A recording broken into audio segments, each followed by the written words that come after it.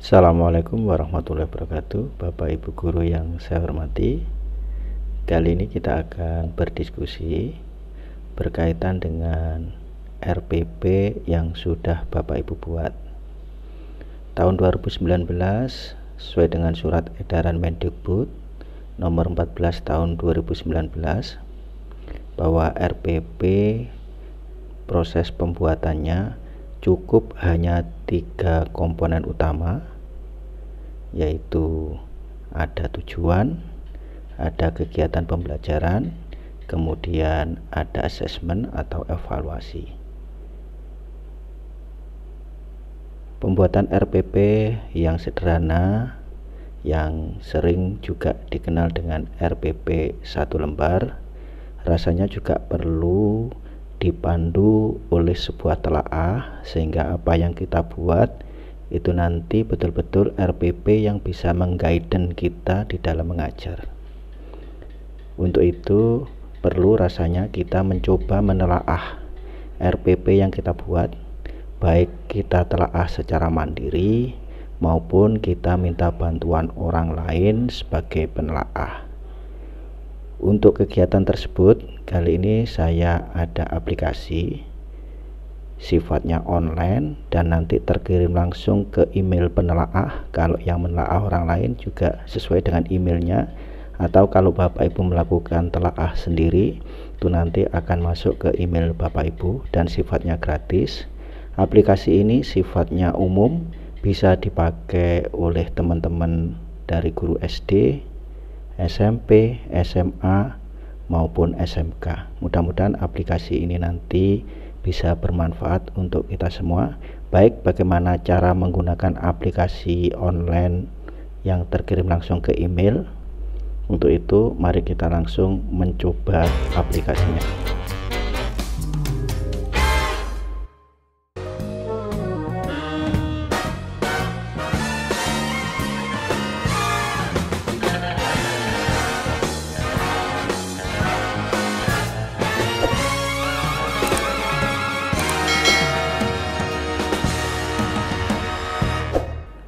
Baiklah, untuk menggunakan aplikasi ini, pertama kita masuk dulu secara online dan pastikan komputer yang Bapak Ibu gunakan atau HP Bapak Ibu terkoneksi dengan internet. Kemudian pada alamat URL silahkan diketik s.id,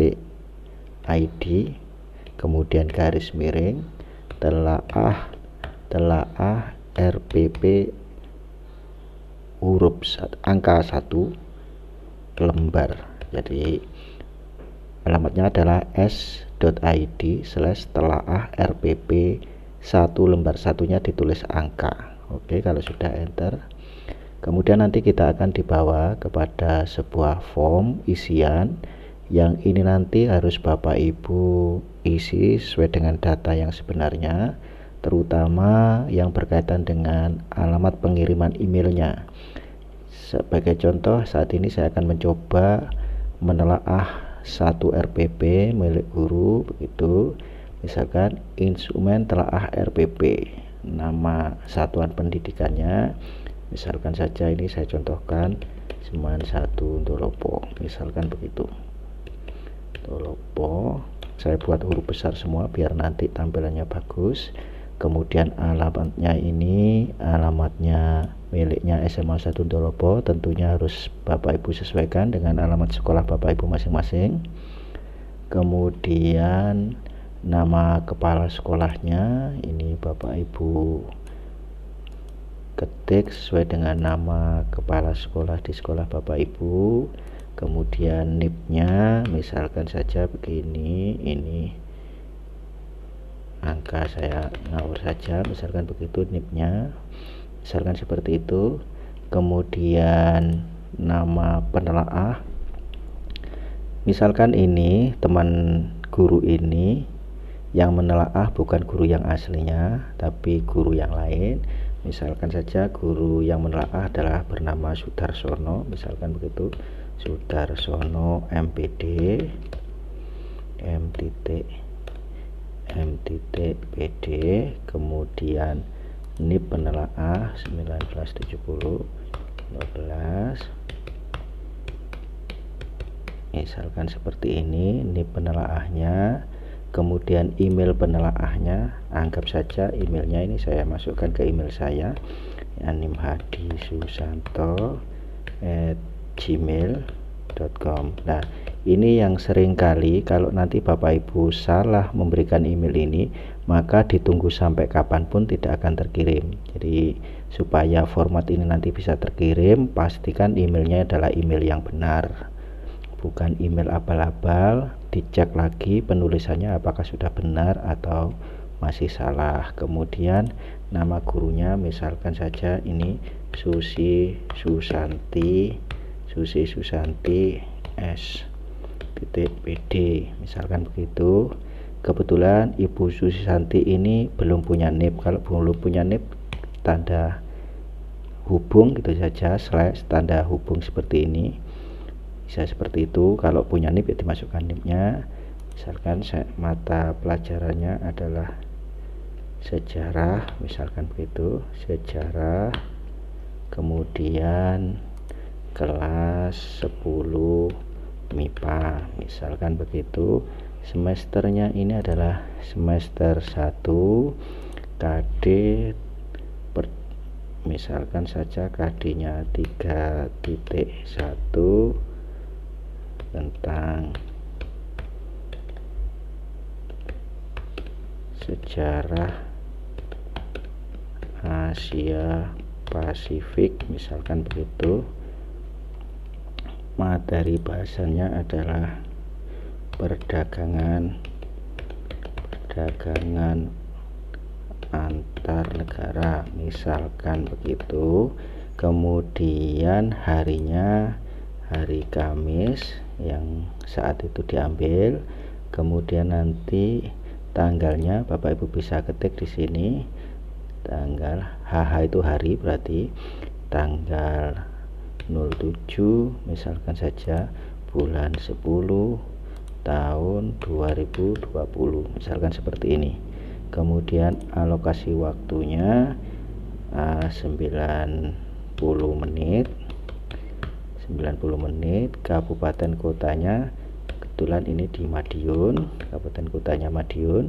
Berikutnya tinggal Bapak Ibu sesuaikan dari RPP yang Bapak Ibu terima, tinggal disesuaikan apakah kalau dia sangat sesuai dengan indikator yang ada, maka dia nilainya 4 ini.